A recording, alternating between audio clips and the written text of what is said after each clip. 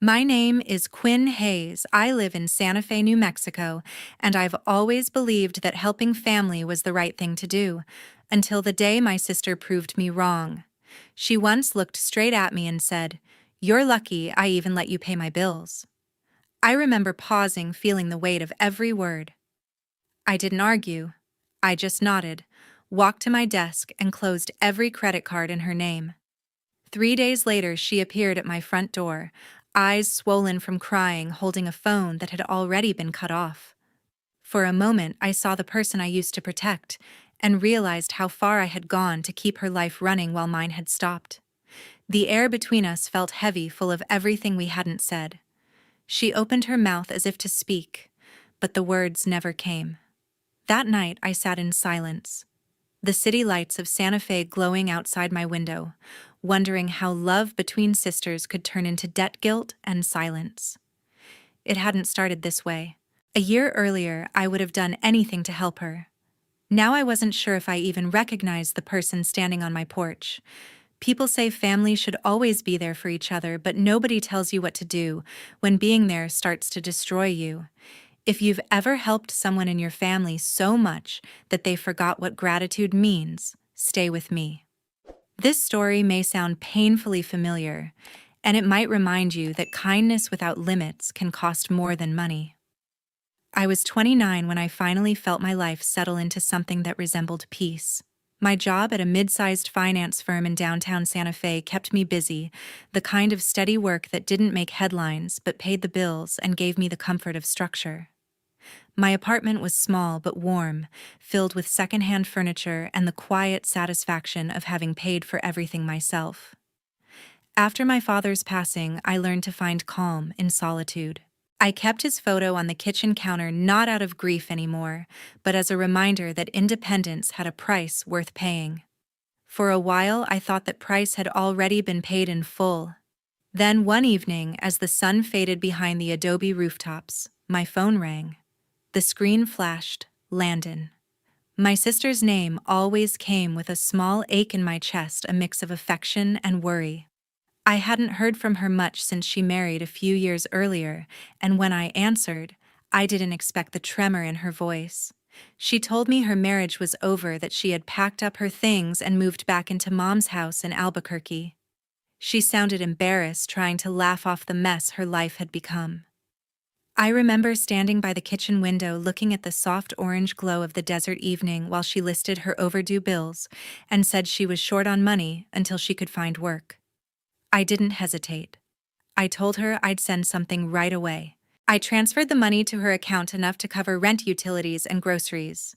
She went quiet for a moment before whispering, "Thank you, Quinn. You always come through for me." I could hear her relief, and it made me feel like I'd done the right thing. When I mentioned it to Mom later that week, she smiled the way she always did when trying to keep the family from falling apart. "Sisters are supposed to help each other when life gets hard," she said. "You're lucky you have each other."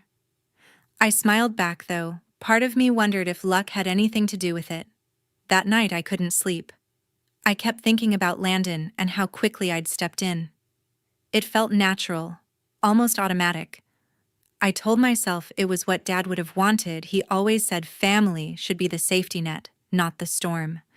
Still, I couldn't ignore the quiet unease that followed. Maybe it was the way she sighed before hanging up, or how easily I had opened my banking app without a second thought. I wanted to believe I was helping her stand, but deep down, a quiet voice whispered that I might have just taught her how to lean. 6 months later, the pattern was clear. The first time had been for rent. The second time for car insurance. The third time for something vague she called a small emergency. Each time Landon called with a tone that mixed shame and confidence, as though she already knew I would say yes. And most of the time, I did. The transfers grew from a few $100s to over 1,000 each month. I told myself it was temporary, that she just needed a cushion while she got back on her feet. But that cushion had turned into a mattress she refused to get off. At work, my coworkers joked about how I must have been saving for a trip or a new car, and I smiled politely, unable to admit that most of my disposable income was disappearing into someone else's bank account. My evenings were quiet except for the buzz of my phone, her name glowing across the screen like a reminder that I was her safety net. "Hey Quinn, I just need a little help this month," she would say. "Just until I figure things out." I began to recognize the rhythm in her voice, the soft pleading that no longer sounded desperate but rehearsed. Mom, meanwhile, saw something entirely different. Whenever we spoke, she would tell me how proud she was that Landon was getting her life together, that she seemed happier and more stable than before. "She's finally taking care of herself," Mom said one Sunday. "You should see her glow." I wanted to ask what kind of glow she meant, because every time I checked Landon's social media, I saw new posts, brunches at trendy cafes, salon appointments, new handbags, yoga retreats, labeled self-care weekends. The captions read things like, "Healing isn't linear," or "Invest in yourself." The irony burned more each day. I had always believed in taking care of family, but this didn't feel like care anymore. It felt like management. I started keeping a notebook, writing down each transfer, every loan she promised to repay. March 800 for rent, April 600 for utilities, May 1,000 for car repairs, June 400 for a weekend she claimed was work-related. The list stretched longer each month and the total made my stomach turn. She hadn't paid back a single dollar. Sometimes I wondered if I had caused this, if my kindness had slowly turned into permission. Every time I tried to bring it up, she brushed me off with a laugh. "Oh, come on, Quinn. Don't be so uptight. You know I'll pay you back once things settle down." Then she'd change the subject, asking about my job, or mentioning how grateful Mom was to have us both getting along. It was strange how Mom never asked me if I needed anything. She always assumed I was fine because I had a good job and no children. "You're the steady one," she said once. "Your sister just needs a bit more time." I wanted to remind her that time didn't pay credit cards or refill gas tanks, but instead I stayed quiet. I had spent my whole life being the calm one, the dependable one. Maybe it was easier for everyone if I kept that role. The breaking point came one Thursday night when Landon called again, crying. She said her car had broken down on the highway, and she needed to pay the towing service immediately. I transferred the money before asking questions. Later that night, I saw her post a photo online: dinner with friends, cocktails sparkling under neon light. The caption read, "Even bad days deserve good company." I sat staring at my screen until the glow of it blurred my eyes. That weekend, I visited Mom in Albuquerque. The kitchen smelled like coffee and cinnamon, the same as when we were kids. Landon wasn't there, but her perfume lingered. Mom poured me tea and said Landon's doing so much better. She told me she's been practicing self-care. "You should be proud of her." I bit my tongue, trying to keep the words from spilling out. Proud of what? Of using me as her invisible paycheck. When I drove home that evening, I thought about Dad. He used to tell us that generosity was a gift, not an obligation. "Give from your heart," he'd say, "but never forget to keep something for yourself." I realized I hadn't kept anything. Not money, not boundaries, not peace. I was spending pieces of myself trying to fix someone who had no intention of changing. That night, I opened my notebook again and stared at the numbers. The total amount was more than I wanted to admit. Next to it, I wrote a single sentence: "She hasn't returned 1 cent." Seeing it on paper made everything real. This wasn't support anymore.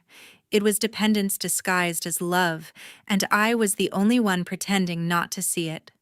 2 months after that, she asked for something new. It was a Sunday morning, and I was making coffee when my phone buzzed. Landon's name flashed on the screen again. Her voice came sweet, almost apologetic. "Hey, Quinn, can I ask you something small?" I could already feel my shoulders tense. She said her electricity bill was late again, and this time she didn't want to bother me with transfers every month. "It would just be easier if I had a secondary card," she explained. "I'll only use it for bills, I swear." I hesitated. Every part of me wanted to say no. But she sounded so sincere, almost embarrassed, and I wanted to believe that maybe this time she meant what she said. I told myself it was a simple gesture, a temporary fix, so I added her name to my account and mailed her a card. That small decision would become the one I regretted most. At first, everything seemed fine. The charges appeared modest: electricity, water, internet. Nothing suspicious. For a few weeks, I even felt a flicker of relief, thinking that maybe she had finally learned to manage things responsibly. Then, the next billing cycle arrived. Scrolling through the statements one night, I stopped cold. A luxury spa in Albuquerque. A boutique clothing store I'd never heard of. 2 charges at a high-end wine shop. The total came close to $2,000. I blinked, thinking it must have been a mistake. I called her the next morning, trying to keep my voice even. Landon, I just noticed some things on the card. Spa wine clothes? Did something happen? She laughed light and carefree. Oh, that I had a rough week, so I treated myself. It's family money, isn't it? You know, just temporary until I catch up. Family money. The words felt like a slap. My throat tightened, and for a moment I couldn't respond. I had never thought of my income as family money. I worked long hours, skipped vacations, and managed every expense carefully. I wanted to tell her that being sisters didn't mean sharing everything I earned, but the words caught somewhere between anger and exhaustion. I only managed, "Please, just keep it reasonable." "Okay," she agreed easily, which only made me more uneasy. That night, I sat on the couch with my laptop open, staring at the credit statement again. I added up every dollar she had spent, and for the first time I saw it as more than numbers. Each line was a moment where I'd chosen peace over confrontation. The next day, during lunch, I met my friend Talia. We had been close since college, and she was the kind of person who never sugarcoated things. I told her everything: the money, the card, the guilt that had started to weigh on me. She listened quietly, stirring her iced tea, and finally said, "You know what the problem is, Quinn? You treat helping her like a favor she'll remember. But to her, it's a service she expects. Help her once, she expects twice. Help her twice and she'll never stop asking." Her words stung because they were true. I wanted to defend Landon, to say she was just struggling, that she'd been through a rough divorce. But Talia shook her head. "Struggling doesn't mean entitled. You're not her bank. You're her sister. There's a difference." I drove home that evening with her words echoing in my mind. The sky over Santa Fe was painted in shades of red and violet, the kind that usually calmed me. But that night it only made me feel small, trapped inside a storm that looked beautiful from the outside, but wore me down inside. I didn't sleep much. The thought of Landon using my card to sip wine and buy designer clothes kept circling in my head. I imagined her laughing, holding bags from stores I'd never stepped into, and telling people how lucky she was to have such a generous sister. Somewhere along the line, generosity had turned into dependence, and dependence into entitlement. The next morning, I checked my phone again. Another charge. This time for an expensive restaurant. My patience cracked, but instead of calling her, I just sat there staring at the transaction until the screen dimmed. I wanted to believe that she didn't understand what she was doing, that maybe she really thought this was normal. But a quieter part of me knew she understood perfectly and didn't care. That evening, Talia texted me just 3 words: "Set the boundary." I looked at the message for a long time, then closed my phone. I wasn't ready yet, but something in me had started to shift. That evening was supposed to be a calm family dinner. The kind of night where we left money and tension at the door, where laughter filled the gaps that arguments usually occupied. I drove to Mom's house with a bottle of red wine and a tray of roasted vegetables, reminding myself that no matter what had happened, this was still family. The sky was fading to a deep gold as I parked by the front yard. Through the window, I could already see Landon's silhouette in the kitchen, moving her hands animatedly as she talked. Inside, everything smelled like rosemary and garlic. Mom greeted me with her usual warmth, her hands dusted with flour from baking rolls. "Quinn, you made it just in time," she said, kissing my cheek. Landon turned from the counter, smiling wide too wide. "Look who finally decided to join us," she said playfully, as if there was no tension between us at all. I smiled back, setting the wine on the counter. Dinner started smoothly. We talked about the weather, Mom's garden, and her new neighbors. For a while, it almost felt normal. Then, as soon as the conversation drifted toward bills and money, the air shifted. Mom sighed softly. "I was just telling Landon how proud I am of how she's managing everything lately. She's really taking responsibility again." Landon gave a soft laugh and tilted her head. "Well, it helps when you have a sister who's practically an accountant. Quinn makes sure everything gets paid. She's my little hero." Mom smiled, oblivious to the sting behind the words. "You two are such a team," she said. I picked up my glass of wine, forcing a polite smile. The room suddenly felt smaller, the light harsher. Landon's tone wasn't sweet anymore. It was performative, almost smug. She leaned back in her chair, looking at me with a grin that felt rehearsed. Honestly, she added, her voice light but her eyes sharp. "Quinn's been covering me for months.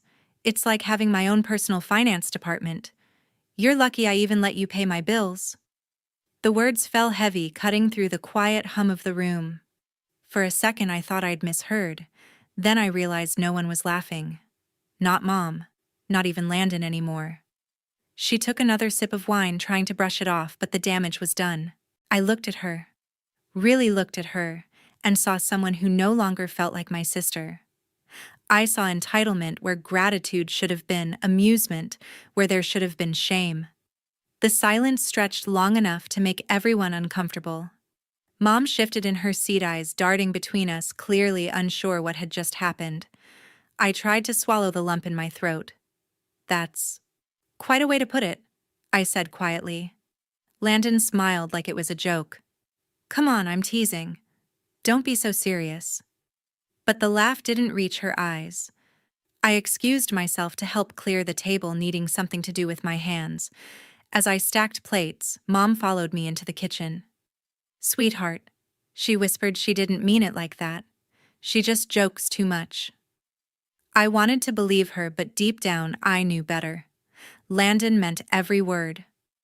When I walked back into the dining room, Landon was scrolling through her phone, humming softly as if nothing had happened.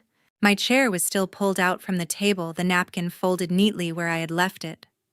I realized I couldn't sit there another minute pretending this was normal. "I should get going," I said, my voice calm but final. Mom looked up, worried.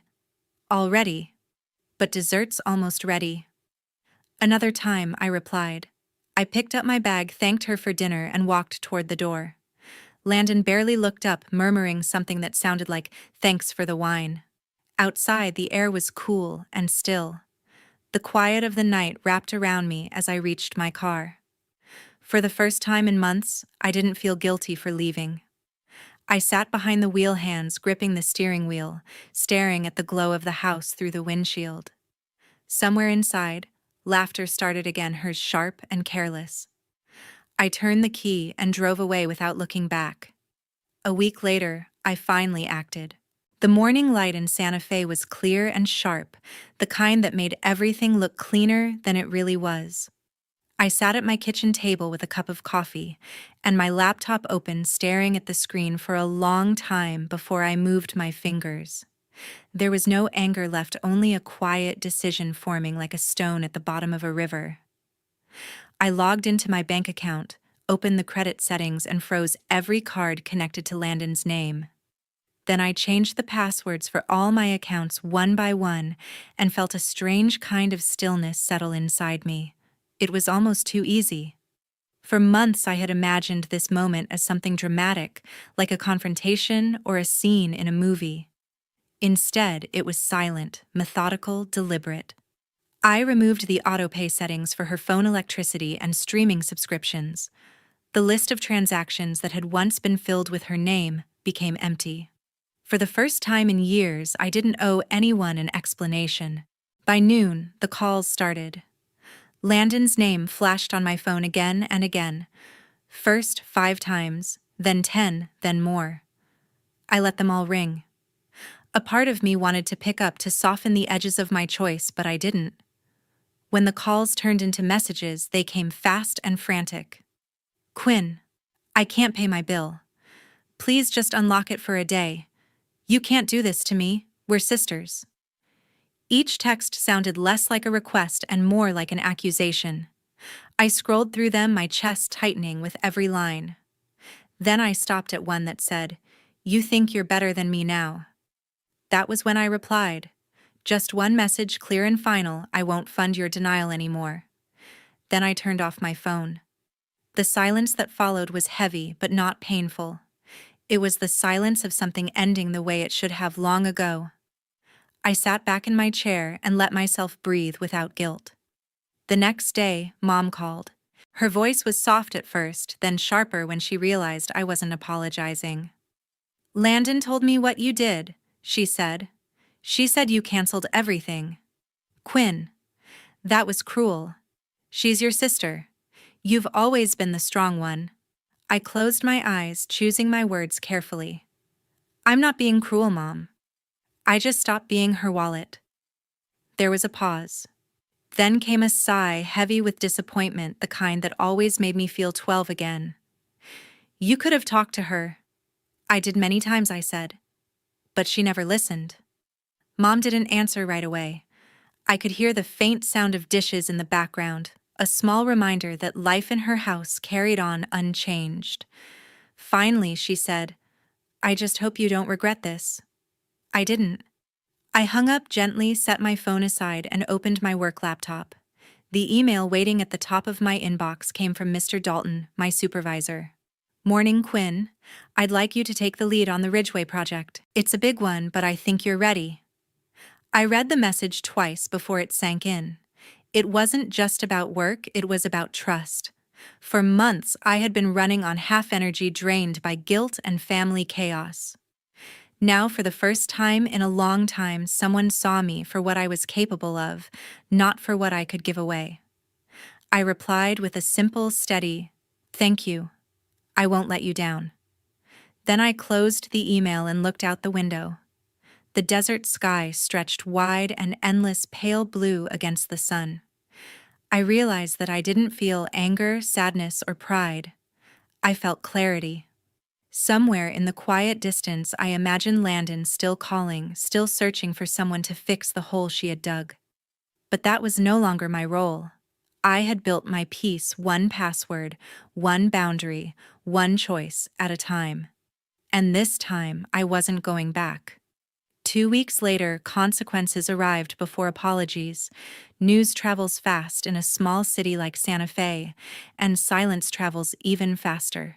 Landon's world, once cushioned by excuses and borrowed comfort, began to shrink. It started with a call from the bank. They had frozen her account after months of unpaid balances tied to her secondary card. Interest, late fees, and penalties stacked up higher than she had imagined. When she tried to argue, they reminded her that every charge bore her signature. There was no one left to shift the blame to. She went to the branch in person, wearing the same confidence she always wore when she thought charm could solve problems. But charm doesn't pay overdue statements. The manager's tone stayed polite, but firm. By the time she stepped outside, the sun was too bright, and the reality she had avoided for years finally caught her. Her phone buzzed with messages that weren't from me, but from friends, people she had borrowed from people who now wanted their money back. At first, she ignored them, pretending it was all a misunderstanding. But the calls kept coming, and the polite reminders turned into sharp demands. One friend removed her from a shared group chat. Another blocked her entirely. It was subtle at first, then obvious. The small social circle that had once adored her charm now saw her patterns clearly. Mom noticed, too. For the first time, she didn't defend Landon when neighbors or family asked about her. I heard from a cousin that Mom had quietly refused to lend her money last week. "You'll have to figure it out yourself," she had told her. It was a short sentence, but for our mother, it meant the world had shifted. Meanwhile, I worked late nights at the firm, pouring my focus into the Ridgeway project. Mr. Dalton's trust kept me steady. The chaos outside my door felt distant now, like thunder rolling far away over another town. Yet sometimes, as I closed my laptop, I wondered what Landon was doing, if she had eaten, if she was angry or lost. I didn't hate her. I just couldn't save her anymore. One Friday evening, I was home earlier than usual. The air smelled faintly of rain, and the light outside was pale and soft.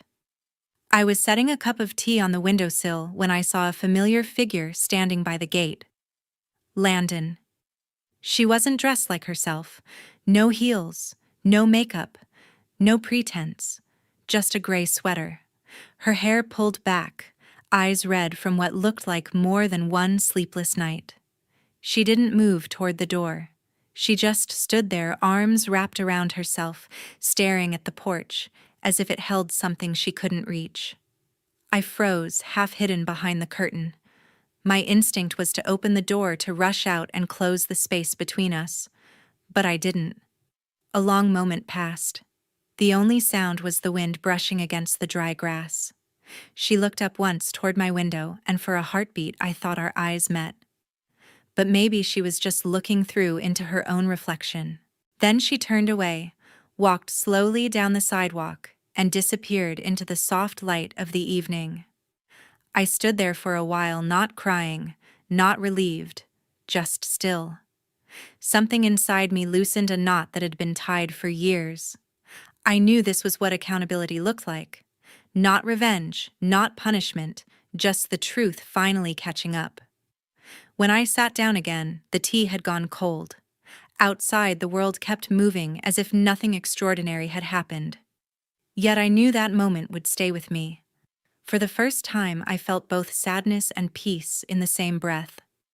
Some lessons arrive dressed as endings, but they leave behind a quiet kind of freedom. A month later, an email popped up with her name. It was a quiet Saturday morning, sunlight spilling through the blinds in soft golden lines. I almost deleted it before opening, afraid of reopening something that had finally healed. But curiosity won. The subject line was simple.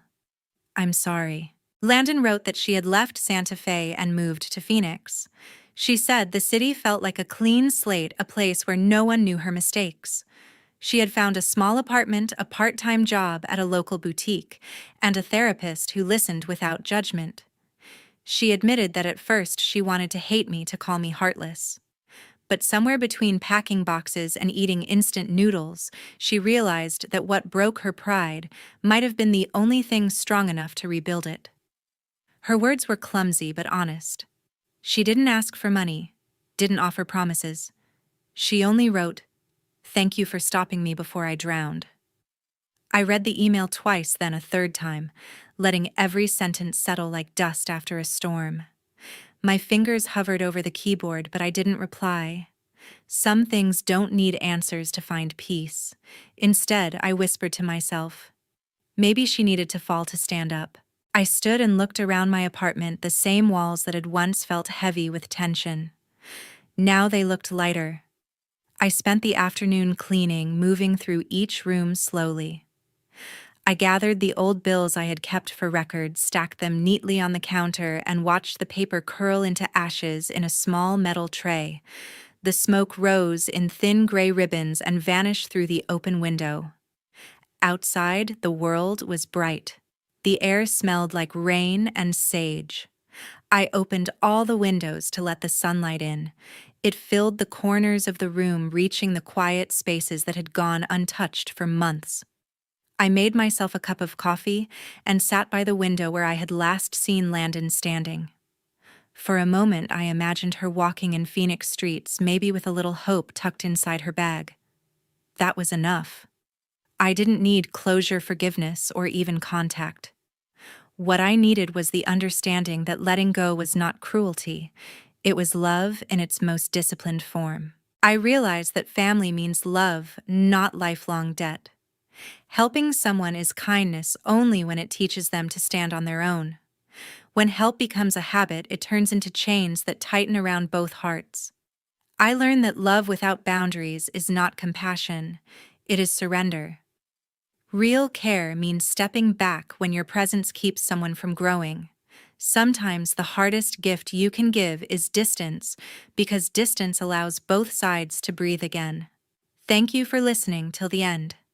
Stories like this remind us that boundaries don't break families, they protect love. We often confuse endless giving with affection, but true care sometimes means saying enough.